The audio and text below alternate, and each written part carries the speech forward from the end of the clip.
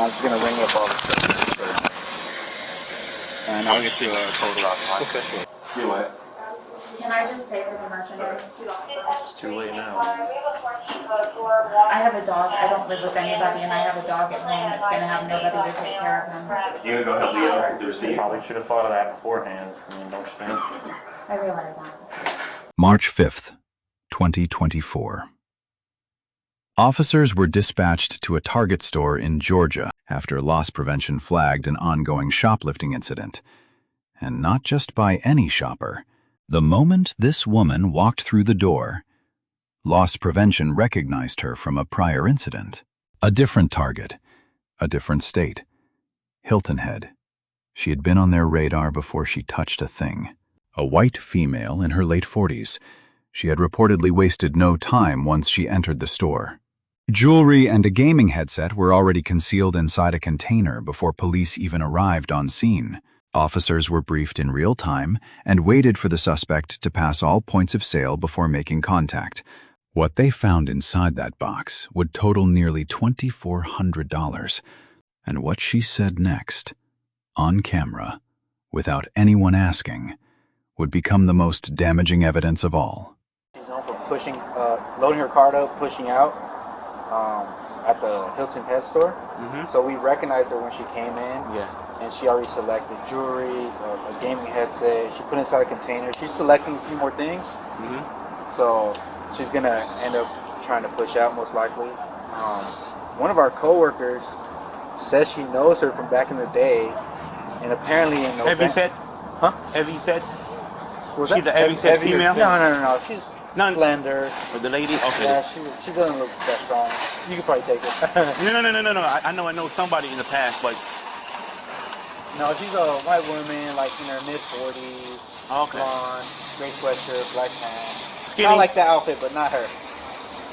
But she's. My buddy's gonna let me know when she's like headed out. Because if she, for some weird reason, ends up paying for anything, I don't want to stop her. Unlock like. Oh, right. But if that's a store, we just go by the store policy. Because if you read the code section pertaining to shoplifting, right? Once the person conceal, once the person conceal, that's it. That's shoplifting right there. Yeah. But I know your policy. She must pass all points of sale. Points of sale. Right. So y'all got y'all own, law. Then y'all got y'all. Right. Policy and law is obviously way different. Apparently, the lady that shoplifting back in November grabbed her ex-husband's girlfriend and tried to put her in her car. Yeah. For what? Take her? I don't know if she was trying to kidnap her. Apparently she tried to handcuff her. I don't know the whole details of the story, but apparently she tried to grab her ex-husband's new girlfriend and try to handcuff her and put her in her car. Okay. Well, she put back stuff? No, she's grabbing more stuff. That's a felony? Yeah, maybe it'll reach a felony if we reach 500, right? Yeah. Yeah, some of these people that we stopped, they're like, what, that's a felony? I thought it was 1,000. Over 500? No. In Georgia, yeah, it's 500. I think in California, it's like 1,000. 1,000 to 1,500, because they're going to increase their price. Here is a legal point that matters before we get to the stop. Under O.C.G.A. Section 16.8.14, the crime is legally complete the moment merchandise is willfully concealed with intent to appropriate. The pass all points of sale rule you just heard from loss prevention, that is Target's internal policy, not the law. Officers could have detained her the moment that gaming headset went into the box. Target chose a higher threshold to minimize false stop civil liability, not because the law demanded it. Hi. Hey man, how's it going? Good. I know we're going to detain you for shoplifting here, so you're not going anywhere, but we're just going to check your box here. Sir, you don't have to detain me. I'll Take it to the AP office. Follow me, man. Just follow him, please. I don't need to be detained. Yes, ma'am, you do. Please follow him. Please don't do this to me. Ma'am, no one's doing this to you, but you need to follow him that way. Please. It's either you come with us without cuffs or with cuffs. I Choice have is a yours. dog at home. That's fine. With or without cuffs, the choice is yours. Are you taking me to jail? You're being detained right now. You can be detained with or without cuffs. Are you taking me to jail? See you in camera. You take her in. You detained. Alright, you don't have to touch me. No, you just saying he can touch you. He can touch you. Okay. Under Terry versus Ohio, 392 U.S. 1, 1968, a stop requires only reasonable suspicion, not probable cause. Here, officers had live identification from loss prevention, camera confirmation of concealment, and a prior incident on record. That is not suspicion. That is an airtight foundation. The detention was lawful from the first contact. You got your door? Yeah, you come in here. Well, I'm just gonna ring up all the stuff. And I'll get you a total on mine. Okay.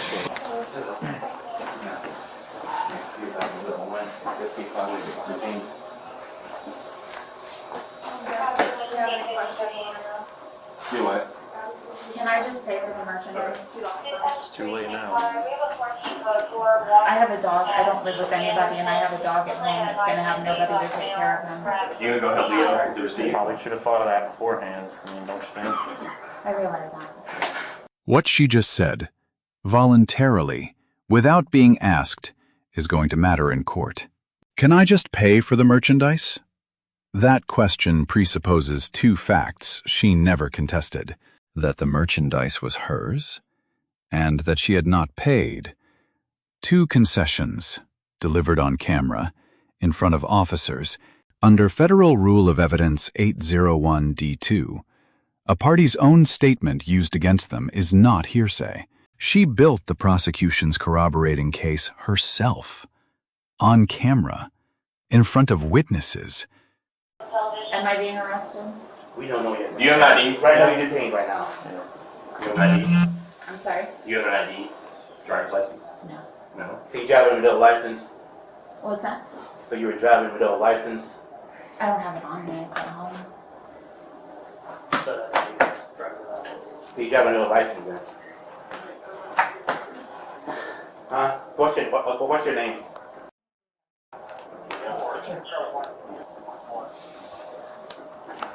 I have to figure out something to do with my dog.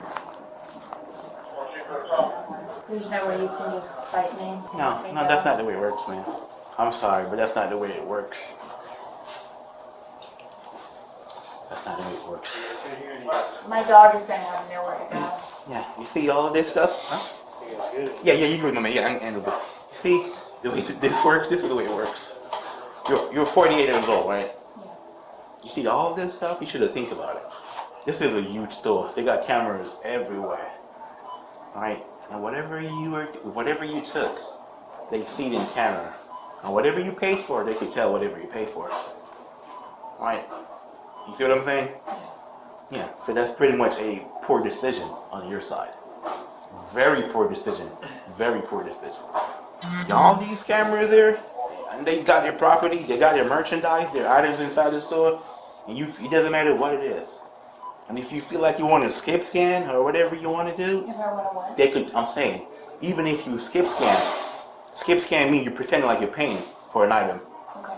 Okay? They could tell you exactly, their video camera could zoom in on you. They could zoom right in on your phone, your credit card to see exactly what you're doing.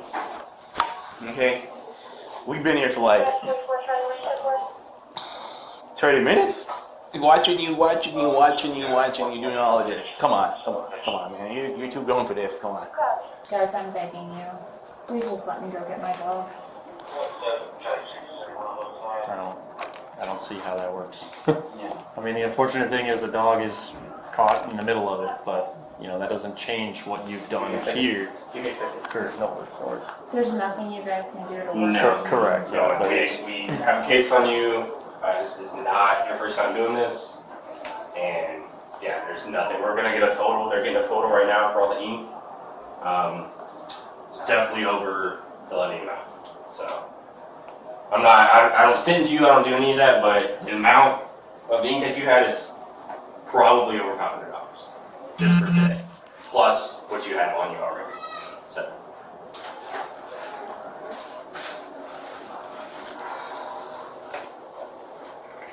This has to be an arrest situation? With this amount, yeah. Right now you're sitting at $2,400 for what you took. But that's why I'm asking, does it have to be an arrest situation? Yes. Yes, ma'am. Yeah. The $2,400 total did two things at once. It crossed Georgia's felony shoplifting threshold of $500 under O.C.G.A. Section 16814B1A that placed this case firmly in felony territory. Below the felony line, citation and release is an option. At felony, arrest is mandatory. It also removed the officer's discretion entirely. The moment that number was read aloud, the outcome was final. It does.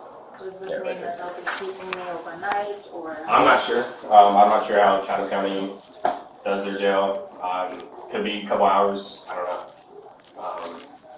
Usually it's a couple hours with like shoplifting and stuff, from what I've seen, but I can't like guarantee you anything. What about my car? Is my car okay to stay here? Yeah, it is. I mean, is there any chance they're going to keep me overnight? I'm not sure. Yeah, it just depends. That's a question for the jail. I really am just, because of my dog, I'm just concerned Yeah. about my dog. I understand. I mean, if I were you, what I would do would make arrangements for your dog right now. That's what I'm trying to Yeah, figure and out. hopefully that But I figures mean, it in out. these types of situations, is it typically an overnight stay? I mean, at this time, it could go either way, just because it's 4 o'clock, so. But like you said, for shoplifting, usually a couple hours. Okay. But, I mean, that's a question for over at the jail. Totally ridiculous question, but the money that I paid for the lamp box, do I get that back? That's for Target. Yeah, That's you between you and Target. you can keep the box. You can put it in your car, or we could issue a refund for the box itself because you did. Refund will be fine. I'll give Okay, the you did receipt. pay for the box. We saw that. Okay, Just not the contents inside. I'll give you the receipt. Yes, thank you. I mean, is it usually an overnight thing? I'm trying to make arrangements for my dog, I live alone. I mean, look, we can't. We can keep telling you the same thing Yeah, over and over, but I know, but you do this a lot, I'm sure, so what do you typically see? I mean, typically, do I arrest people for shoplifting at Target a lot? Not necessarily. Shoplifting in So, general? I mean, it could go either way, like I told you before. You can ask them when you're out there. In the event that it does be an overnight thing, I would, again, make arrangements for your dog now, so that either way you're covered. You know what I'm saying? That's what I'm trying. Right. Is this typically like an offense with a sign of bond amount, or? These are questions that I cannot answer for you. That would be I'm up to not- the judge. I know you don't know for sure. Yeah, no, I don't know at all. I mean, that's whatever the judge decides based on many circumstances. If there is a bond, is a person allowed to bond themselves out, like using a debit card? I don't get a bond. What's that? You don't get a bond when it's a felony. You gotta see a judge. You can't bond out. You gotta see a judge first. So I'm not gonna get out today. No. Unless it changes, unless the court changes their but we verify for you. Okay? But the last time I checked, once it's a felony, you must face a judge. Unless it changes beyond my knowledge. We're just officers, we're not lawmakers. Okay, so no bond? No, what I'm saying is this, based on my knowledge, whenever it's a felony amount, you do not post no bond. So maybe after you see a judge, then the judge will decide whatever you do. I know sometimes we post bond and all that stuff, but sometimes you gotta see a judge first. But this is a felony amount. I get that. So when you see a judge first, then they will decide. I thought you said there was a chance it could be out today. No, there's no. No, I said that's up to the judge. That's what the judge is going to decide in the courts and all Yeah, that. they will decide all We that don't stuff. decide that, so. But with it being this time of day, it's not gonna get decided today, I is don't it? think so. No. So it's a guarantee I'm there overnight. Yeah, like I said, like I said, based on my knowledge, you see a judge like in the morning. Yeah. Okay. I'm gonna take some pictures. I don't want to give her information that's wrong, misleading information. You understand what I'm saying? I do. But there's zero chance I could get out today. Like I said, maybe you go there, they say, hey, it's time for you to go to see the judge. I don't know. All right, Miss Hill. To handcuff you real quick. Take your bag off here. Okay. What's that receipt there? Is that for your refund? Yeah. Okay. I don't know if you want to put it in there, but. The officer is correct on the no bond question. Under Georgia law, a felony arrest requires a first appearance hearing before a magistrate before bail can be set. This is not officer discretion. It is statutory procedure. Unlike misdemeanor shoplifting, where citation and release is routine, at the felony level, she stays in custody until a judge decides.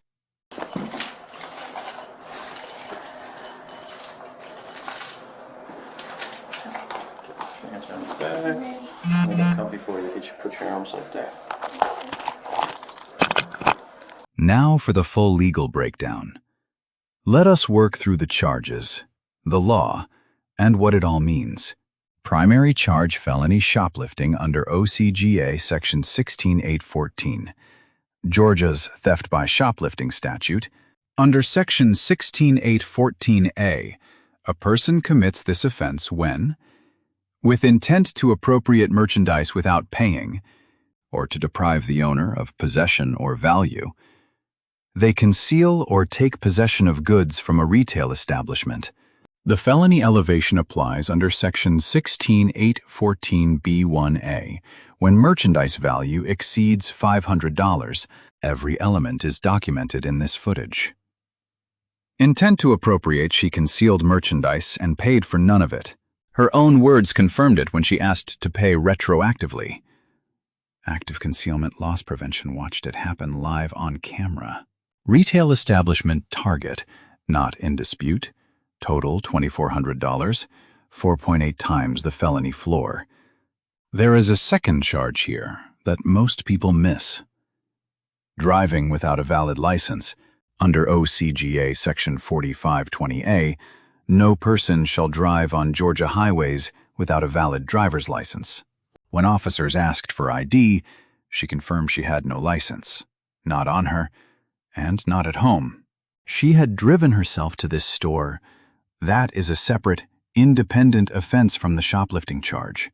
Was the initial detention lawful? Yes, and not even close. Terry v. Ohio sets the standard at reasonable, articulable suspicion. Officers had loss prevention's in-person identification from a prior incident, live camera documentation, and a real-time briefing en route. That combination meets and substantially exceeds reasonable suspicion. By first contact, probable cause had already been established. Loss prevention explained that concealment alone satisfies Georgia law, target policy, however, requires passing all points of sale first. This is a business decision. In civil litigation, a clean exit past checkout removes ambiguity about intent. The policy served the store, not the law in this case. It also delivered a cleaner evidentiary package. Now, the most legally significant moment in this footage, when she voluntarily asked, "Can I just pay for the merchandise?" She produced what evidentiary law calls an admission by party opponent. Under Federal Rule of Evidence 801D2, a party's own out-of-court statement offered against them is not hearsay. It is fully admissible. This admission is powerful for 3 reasons. First, it was spontaneous, not the product of any questioning. That removes any Miranda-based suppression argument for this specific statement. Second, it presupposes guilt. She did not ask what she was being accused of. She asked to pay retroactively. Third, it was made on camera, in front of officers. Her follow-up added a second on-camera acknowledgement to the record. Based on what is visible in the footage, Miranda rights were not read on camera prior to the formal arrest. Miranda v. Arizona, 384 U.S. 436, 1966, requires warnings before any custodial interrogation. 2 protective factors apply here. First, the admission was spontaneous, not in response to questioning. Rhode Island v. Innis, 446 U.S. 291, 1980, defined interrogation as express questioning or its functional equivalent. A volunteered, unprompted statement bypasses this entirely. It cannot be suppressed on Miranda grounds, regardless of custody. Second, the AP office exchange was largely the suspect asking questions of the officers, not the reverse. For any officer-directed post-arrest questions, failure to Mirandize creates suppressibility risk. That asterisk remains in the record. The outcome: felony shoplifting charge, lifetime ban from Target, with a $2,400 total and an on-camera admission. The prosecution begins this case in an exceptionally strong position. The record was built before she ever reached the parking lot. The officers receive a B+. From first contact, both maintained calm, professional authority. Throughout nearly 10 minutes of an emotionally charged interaction, they correctly distinguished between detention and arrest, accurately advised on the no-bond implications of a felony charge, and never asked interrogation-style questions that might complicate admissibility. However, Miranda rights were not visible on camera at any point, despite the encounter transitioning to a formal felony arrest. The spontaneous admission survives Miranda analysis on its own, but post-arrest questioning without Miranda creates suppressibility exposure. That procedural gap is what keeps this from an A overall, a well-executed detention with one Miranda-shaped asterisk. Miss Hill receives a D. Her single most consequential decision came inside that AP office. Can I just pay for the merchandise? That one question, unprompted, on camera, handed the prosecution an implicit admission. She did not ask what she was being accused of. She presupposed both possession and non-payment. Combined with loss prevention's direct camera documentation of the concealment, that sentence closes the prosecution's case on intent. She also did not invoke her right to remain silent at any point, a constitutional right available from the moment of detention. To her credit, she remained nonviolent and compliant throughout, which preserved her from additional charges in the physical encounter. However, the totality tells a compounding story. $2,400 in merchandise, a prior incident at another target, a driving without license charge surfacing in the same stop, and an on-camera admission with no exit left unused. Target loss prevention receives an A-. From the moment of recognition, they executed this stop correctly. They identified her on entry from a prior incident, monitored her live on camera as she concealed the merchandise, briefed responding officers in real time, and held their position until she cleared all points of sale. Under United States v. Cortez, 449 U.S. 411, 1981, law enforcement may consider prior contact and established behavioral patterns as part of the totality of circumstances. Loss prevention's identification from a prior incident is constitutionally valid. One qualifier: background information about the alleged November incident and the alleged incident involving the ex-husband's girlfriend was offered with the word apparently, flagging unverified secondhand information. Any written affidavit must maintain that same precision. 3 lessons from this footage. First, concealment is the crime, not the exit. Most people believe shoplifting only counts once you leave the store, under O.C.G.A. Section 16.8.14. The law disagrees. The offense is complete the moment merchandise is concealed with intent. When that headset went into the box, the crime was done. The door had nothing to do with it. Second, every word in a detention room is evidence. "Can I just pay for the merchandise?" is the kind of statement that defense attorneys spend careers trying to suppress. It was not coerced. No officer asked her about the merchandise. She volunteered it. From the moment of detention, remain silent and request an attorney. Every word before that, spontaneous or not, can be used against you. Third, prior behavior creates present liability. Loss prevention did not catch her by scanning a crowd. They recognized her by face and behavioral pattern from an incident at a different target in a different state. In retail environments with shared loss prevention intelligence networks, a shoplifting incident creates a profile that follows you across jurisdictions. The recognition that triggered this entire chain of events happened before she touched a single item. If you made it this far, thank you. You now understand how concealment law works. What makes a spontaneous statement admissible and why one question in that AP office may have sealed a conviction.